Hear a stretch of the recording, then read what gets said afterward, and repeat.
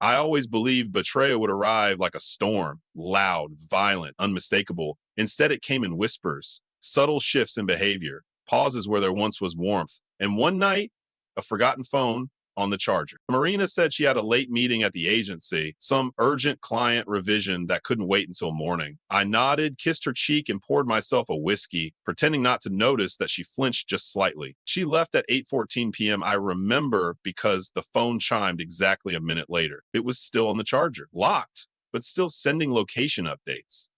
She'd forgotten to turn off the feature we both used when one of us traveled, a small safety habit that had become second nature.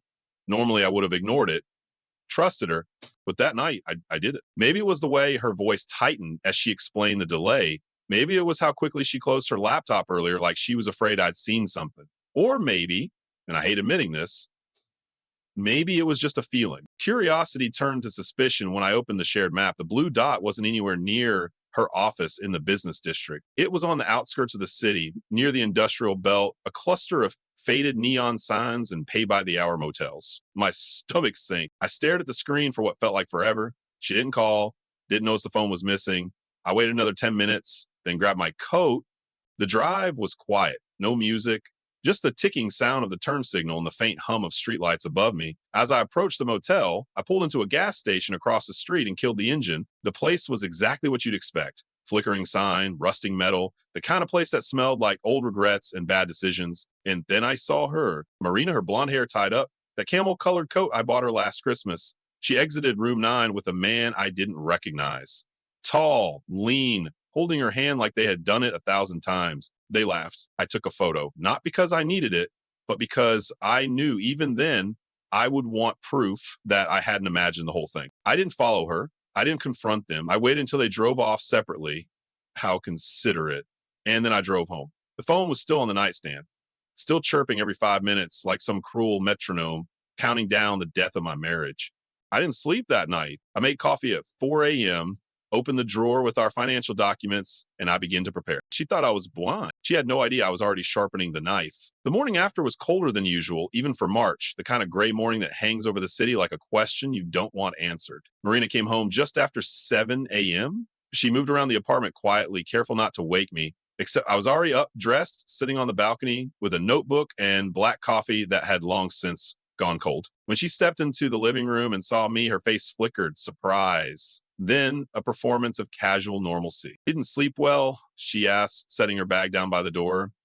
I gave a neutral nod. Deadline. He smiled. You worked too hard. She kissed the top of my head and walked toward the bedroom. I watched her go. There was no guilt in her voice, no tremor of shame, just routine. It was strangely comforting how she acted as if nothing had changed. But something had, not between us, not in her.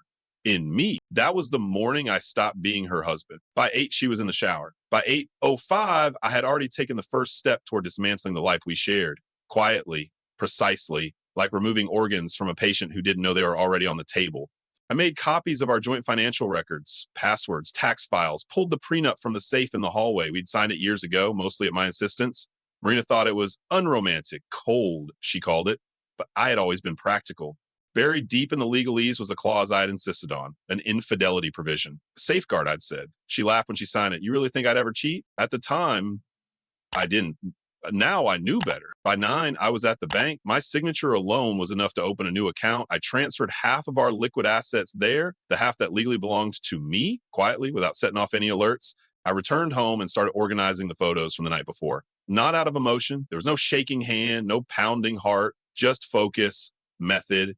The same way I approached every major project at work. The man, her lover, if we're being generous, was careful. No affectionate touches in public, no kisses, but I'd caught the exact second she looked up at him like he was her escape hatch. That was enough. That look was more damning than any act. Later, I found a receipt in her coat pocket, a gift shop near the motel.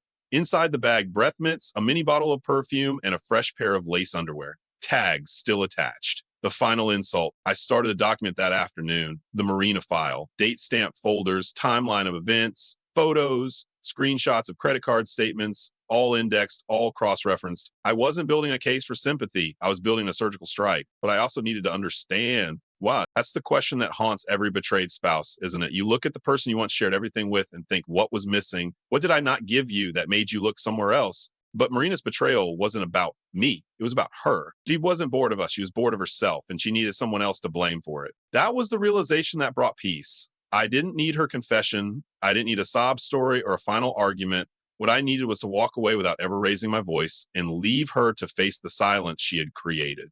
Revenge, I was learning, didn't always wear blood. Sometimes it looked like order, like precision, like the slow, deliberate removal of everything she once counted on. And I had only just begun. It wasn't rage that drove me. Rage clouds judgment. What I felt was something colder, clarity, the kind that strips away all illusions and shows you the architecture of betrayal in sharp relief. By the end of the week, I had everything I needed. My lawyer, Mikhail Korniev, a discreet but ruthless man with 30 years in family law, was already briefed. When I handed him the file, organized, annotated, indexed, he raised an eyebrow. You were expecting this. I was prepared for it, I corrected. He reviewed the infidelity clause, then leaned back in his chair with a grim smile. She won't see it coming. That was the point. Marina still moved through her home as if it were hers. She smiled over dinner, asked how my day was, slipped into bed beside me like nothing had shifted. But I had already disappeared from that world, mentally, emotionally, financially. The contract would hold, it was airtight. And I knew Marina well enough to predict her reaction. When confronted, she wouldn't scream. She would deflect, rationalize, seduce, but she would never accept responsibility. That was her nature. Charm as a mask, performance as defense. That weekend, I placed a call to a forensic accountant. I wanted every shared asset audited, every business tie, every investment account, every piece of real estate. I wasn't interested in fairness. I was interested in control. A second investigator traced the man from the motel. His name was Victor M., a former client of Marina's agency, married, 2 children, amateur real estate developer, a man whose ambition outweighed his intelligence. His relationship with Marina, it turned out, was not spontaneous. It had been cultivated. Regular meetings that bled into after-hours drinks, weekend business retreats. He had even requested a bridge loan from her, ostensibly to finance a condo flip. That money came from our joint line of credit. She didn't just betray me emotionally. She gambled with our future for the illusion of excitement. And when it fell apart, as it inevitably would, she likely expected me to be the safety net. I had no intention of being that man. The next step was the apartment. We live in a spacious high rise overlooking the Neva. Clean lines, minimalist design. It had always been my sanctuary, a place of symmetry and silence. But now it was ground zero. I couldn't afford sentimentality. I began packing things quietly, my watches, my journals, my tools, one drawer at a time, each item placed with care into labeled boxes. On the surface, nothing seemed different. Marina still left in the morning to work late. I kissed her goodbye, smiled even as if I had no idea. What she didn't know was that the lease had already been broken. I had negotiated an early exit, signed on a new loft in another district, a place where she wouldn't follow. I scheduled the movers for a day she'd be out of town. A wellness retreat she booked for herself and 2 friends, likely to unwind after her exhausting duplicity. I made a point not to confront her early. That would have been an emotional release for her. It would give her space to plead, cry, manipulate. But silence is impossible to negotiate with. On a Tuesday morning, I set the trap. While Marina was in the shower, I placed the manila folder, the one Corinne and I had prepared, on the kitchen table. Inside was everything: photos from the motel, a list of financial transfers, screenshots of messages she didn't know I could access, and a formal divorce petition. No letter, no explanation, just truth and law and consequences. Then I walked out. By the time she stepped into the kitchen, I was already miles away in my new apartment, unpacking a freshly sharpened set of Japanese knives and the first volume of Dostoevsky I'd touched in years. I expected a call, a storm of texts, hysterics, apologies, denials. But what I received was silence. And that silence told me more than words ever could. It meant the evidence was irrefutable. It meant she knew I had outmaneuvered her. Within 48 hours, her lawyer had reached out, one of those boutique litigators who deal more in image than in outcome. He was polite, confused, hoping we could find a path toward reconciliation. I directed him to Kornev. The first wave of consequences hit her a week later. The joint account was frozen. Her company car was revoked. A clause buried in our co-ownership agreement allowed me to do so unilaterally if reputational risk was involved. The mortgage refinance she had quietly filed, with Victor's help, canceled. Her name was removed from 3 investment portfolios and the rental property we co-managed. She was no longer negotiating with a husband. She was confronting a tactician. It didn't take long for the real weight of what she had lost to set in. Not just comfort, not just status, but the illusion of control. The realization that I had not merely reacted to her betrayal, but anticipated it. That's what truly broke her. I wasn't angry. I wasn't vindictive. I was efficient. The silence didn't last forever. It broke 3 days after the envelope with a knock, not a call. A soft, hesitant rhythm at the apartment door. I already knew it was her. I'd seen her reflection in the security camera, standing in the hallway for nearly 10 minutes before gathering the courage to knock. I opened the door and said nothing. Maria stood there in a long beige coat, makeup smudged, eyes hollow. She hadn't dressed for elegance today. That alone told me she didn't come to charm. Her hand clutched the manila envelope as if it were radioactive. Can we talk? Her voice cracked. I stepped aside without a word. She walked in slowly, eyes darting around my new place. Sparse, clean, nothing of her here. No trace of the life we'd shared. It was a museum of solitude, and that unsettled her more than any words I could have spoken.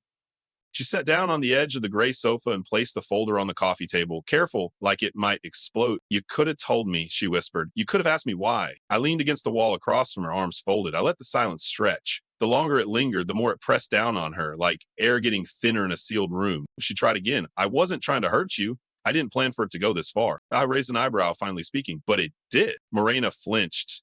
It wasn't about you. I know, I said. That's why it's unforgivable. That caught her off guard. I saw it in her shoulders, the way her eyes blinked too fast. She had prepared for anger, accusation, maybe even tears, but not this.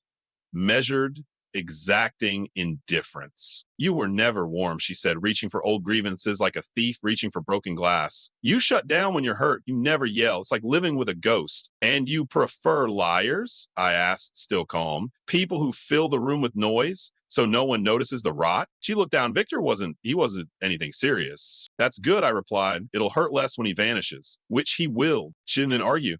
Maybe because she knew I was right. Maybe because Victor had already started backing away. I'd made sure of that. The anonymous tip I sent to his wife about a possible STD scare had created just enough chaos. People like him can't afford turbulence. He was already moving on. I lost everything, she murmured, more to herself than to me. I didn't correct her. She hadn't lost everything. She had thrown it away. Did you ever love me? She asked. I considered the question for a long moment. Yes, I said finally, but not blindly and not anymore. That's when her face broke. Not dramatically.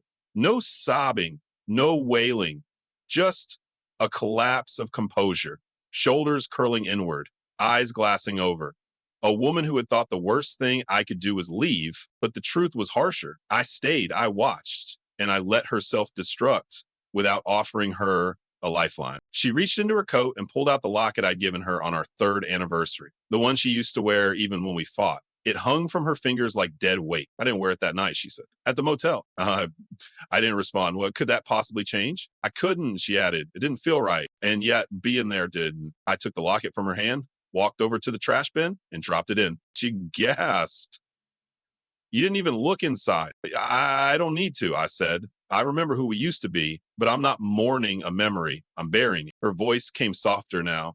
What happens now? You respond to the divorce notice, you accept the terms, and you disappear from my life. She nodded, dazed, like someone walking out of a house fire, not knowing what they'd lost until they felt the cold. I didn't think you'd be capable of this, she said. This coldness. It's not cold, I corrected. It's precise. When she stood to leave, she looked smaller than I'd ever seen her. Not physically, but in presence. A dimming light. She stopped at the door, turned one last time. Will you ever forgive me? I even answered, because forgiveness isn't something I'd been searching for. What I needed was clarity, control, peace. And now I had all three. She left, closing the door behind her gently, as if loudness could still break what was already shattered. I stood there for a while, alone again, but this time not broken. The ruins were mine to rebuild. The morning I left the apartment for good, the city was still half asleep. A soft drizzle coated the streets, blurring the reflections of street lamps and puddles. It felt poetic if you cared for that sort of thing. I didn't. I wasn't looking for poetry. I was looking for stillness. My suitcase stood by the door, a silent testament to finality. One bag, no extra boxes, no framed photos or sentimental trinkets, just the essentials. Freedom doesn't require baggage. It requires subtraction. The apartment, once a curated life, now looked like a showroom, sterile, empty. Even the silence sounded different, as if it too had moved on. I walked room to room one last time, not to reminisce, there was no nostalgia left in me, but to ensure I left nothing behind worth her finding. Every drawer was empty, every closet bare. I had erased myself. In the living room on the coffee table where we once shared late night tea and wordless conversations, I left one thing behind, the journal, the leather-bound notebook she had always ignored. Inside, I had documented everything. The nights she came home late, The wine glasses that didn't match our usual set, the excuses, the inconsistencies, the missing intimacy. I wasn't writing it to punish her. I was writing it to remind myself that what happened wasn't sudden. It had unfolded like a slow leak, and I had watched it drip page by page. On the last page, I wrote, "You lost me long before you ever touched him. You lost me the moment I realized you lied easier than you listened." I left the journal open on that page. Then I picked up my keys, locked the door for the final time, and walked out. I didn't look back. The cab ride was quiet. The driver didn't speak, sensing either grief or focus. I appreciated that. I didn't need sympathy. I needed distance. As we crossed the river, the skyline of the city stretched ahead, cold and precise, mirroring my state of mind. People walked the sidewalks with umbrellas and groceries, laughing, running, existing. Life didn't pause because mine had shifted. It never does. I arrived at the new apartment, smaller, cleaner, no memory embedded in the walls, just space, open, undecorated, neutral. A place where I could finally breathe without questioning the air. The first thing I did was open the windows, not because it was stuffy, but because it felt symbolic, like letting the past escape without a chase. I didn't feel victorious. Revenge wasn't intoxicating the way people romanticize it. It was sobering, clarifying, like finally standing in the light after too long underground. There was no catharsis, no cinematic swell of music, just the still hum of a new beginning. That evening, I sat at the small dining table with a cup of black coffee and a copy of Camus' The Fall, a book about confession, guilt, and quiet damnation. Fitting. I didn't think of Marina, thought of myself, not the man she broke, but the man I had become through survival. The version of me who chose restraint over revenge, silence over spectacle. The version who walked away not because he had to, but because he could. Somewhere she might still be trying to explain it to herself, rewriting her truth, justifying the choices people like her often do. But I had stopped writing that story. I was writing mine.